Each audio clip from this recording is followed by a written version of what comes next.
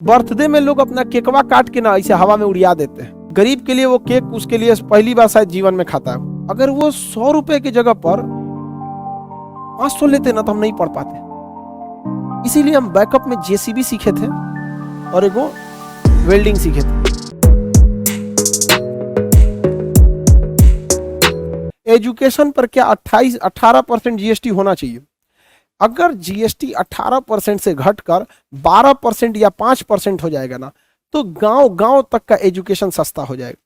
लेकिन दिल्ली से बैठे लोगों को ये बड़ी बड़ी अट्टालिकाओं और इमारतों के बीच गांव के किसी खटिया पे बैठे इंसान की गरीबी नहीं दिखती है।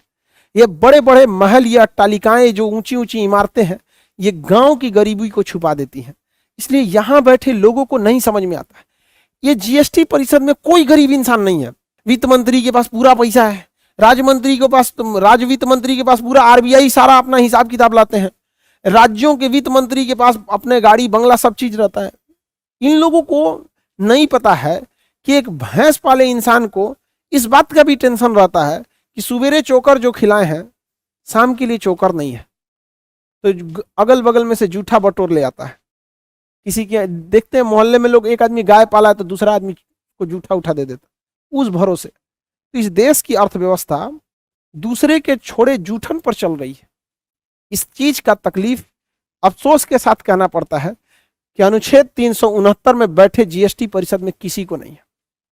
इस देश में अमीर जितना खाना छोड़ देते हैं ना, अगर उस खाने को अगर व्यवस्थित ढंग से रखा जाए तो इस देश में कोई भूखा नहीं सोएगा। अजीब है, किसी का शौक पूरा हो रहा है, किसी का कुछ।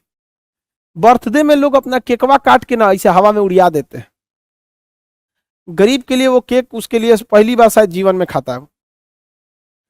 इतने टाइप के होते हैं। तो क्या कहिएगा भैया, आप बताओ। एजुकेशन में अगर सुधार करना है तो जीएसटी परिषद में जो वित्त मंत्री होती हैं ये जीएसटी परिषद की अध्यक्ष होती हैं। जीएसटी परिषद की क्या होती हैं? अध्यक्ष होती हैं। और कोई भी सहमति होती है तो अगर 70 से 80%, 2/3 बहुमत से अगर कोई चीज सहमत है तो अमूमन उस बात को मान लिया जाता है। अब आप बताओ इस जीएसटी परिषद में किसका बोलबाला है? जरा सोचो, इस जीएसटी परिषद में हर स्टेट का अपना बोलबाला है। 28 स्टेट मिलकर अगर ये कह दें कि एजुकेशन पर जो जीएसटी है 18% से घटाकर आप 5% कीजिए तो क्या ये पारित नहीं हो जाएगा? 33 में से 28 लोग अगर बोल देते हैं, सोचिए 33 में से 28 लोग बोल देते हैं तो क्या उस दिन जीएसटी नहीं हो जाएगा? हम ये नहीं करें कि आप पढ़ाई वालों से टैक्स मत लीजिए। जिस दिन एजुकेशन हो जाएगा गरीब का बच्चा भी पढ़ने लगेगा। गरीब के बच्चे को भी हक है। एक रिक्शा ठेला वाले का लड़का अगर आप उसको अच्छी पढ़ाई दीजिएगा वो भी पढ़ लेगा। कोई नहीं रहता है इसमें। पढ़ाई में कोई मतलब पढ़ाई होनी चाहिए यार, अच्छी होनी चाहिए। हम लोग जिस स्कूल में पढ़े थे मुड़ी फूट गया था, देखो यहाँ पे ऐसे मुड़ी फूट गया, ऊपर से कुछ कुछ छू के गिरते रहता था। सरकारी स्कूल में 11th में पढ़ रहे थे हम, फोड़ दिया मुड़िए हमारा। 30 या 40 रुपए फीस थी। अब सोचिए हम जिस 11th हम जिस स्कूल से पढ़े उस स्कूल की फीस 30 रुपए थी, और अभी जिस साल हम गए थे उस साल 10 रुपए से बढ़ के 30 रुपए हुई थी। और अगर 500 रुपए रहती ना, आपको हम बता रहे हम नहीं पढ़ पाते।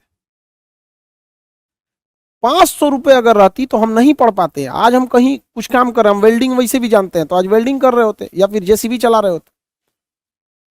सोचिए अगर मेरी स्कूल की फीस 500 रुपए, हमको टीचर लोगों ने जो पढ़ाया था हमको ना, मतलब सरकारी स्कूल में ना पढ़ाई टीचर अच्छे थे लेकिन भरोसा नहीं था कि ये सिलेबस खत्म कर पाएंगे, तो कोचिंग लेते थे हम लोग के सर। हमको 50 रुपया में मैथ पढ़ाए, 50 रुपये में मतलब साइंस पढ़ा दिए।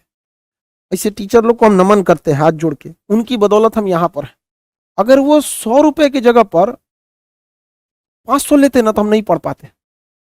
इसीलिए हम बैकअप में जेसीबी सीखे थे और एक वो वेल्डिंग सीखे थे, क्योंकि बाढ़ ओढ़ के समय जेसीबी का काम बंद हो जाता है। तो सोचे थे बाढ़ ओढ़ के समय वेल्डिंग मार देंगे और बाकी समय में जेसीबी चला देगा आदमी। एजुकेशन में क्या बताएं लोग इन लोगों को, कितनी भयानक महंगाई हो।